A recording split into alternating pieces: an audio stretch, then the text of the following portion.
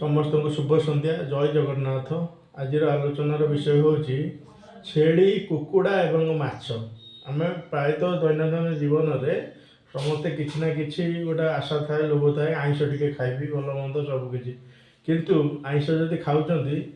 माछ खातु, छेली कुकुड़ा खातु ना। आपड़ जदि किए आप घरे आज जदि माछ तरकारी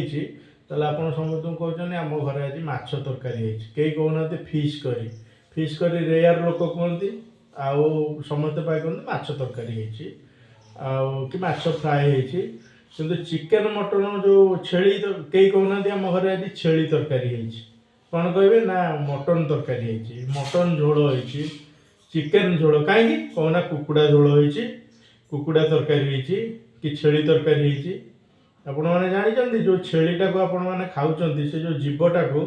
तार जीवन थिला अवस्था जोर जबरदस्त हत्या करा कहीं ना तार इच्छा ना कौन सी जीव गोटे मनीष को जो लोक किए हत्या कर गोडे गोडे हाणी पकाउन फायरिंग करते छटपट हो मरुच्ची तार कौन मरिया इच्छा अच्छी कि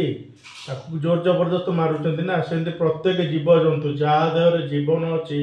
सी है जीव गोटे पिंपुड़ीटा जब आम गोड़ पकई दौचे कि गोटे साप जब घरे पशिगला बाड़े मारुचे सी के छटपट छटपट छटपट हो मरुचे गोटे पहाड़ मरुचे कि सेमती छेलीटा को आम कौन करे बेकटा को धरिकी जीवंता अवस्था गोड़ फोड़ पकईकी बेकटा को एमती काटुचे रक्त फक्त भयंकर बाहर से मरुची छेलिकी खाई दौचे। आप जानते मटन खाइले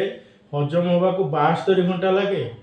मटन खाइले कहीं हार्टचोक हुए, कहीं कोलेस्ट्रोल बढ़े, कहीं छेली गोटे एभली जंतु सी बहुत घास फास भल मंद चरला बॉडी में फाइबर ठार आरंभ कर नानादी प्रकार विटामिन रहा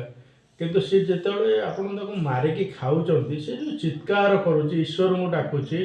मु प्रेमानंद महाराज जी को वीडियो देखे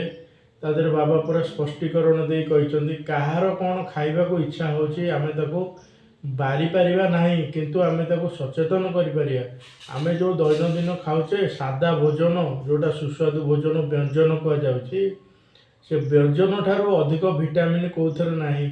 आपण क्षीर खातु, दही खातु, आमर घी खातु, प्रत्येक जिनिस को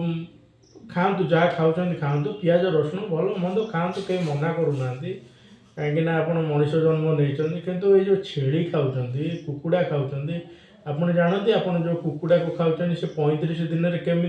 गोटे एडिकी छुआ कुकुड़ा 35 दिन में 2 किलो 2.5 किलो हो जाए इंजेक्शन दि जाऊँगी जो इंजेक्शनटा फुले दौर बॉडी की से कुकुड़ा खाइला फल आम बॉडी रे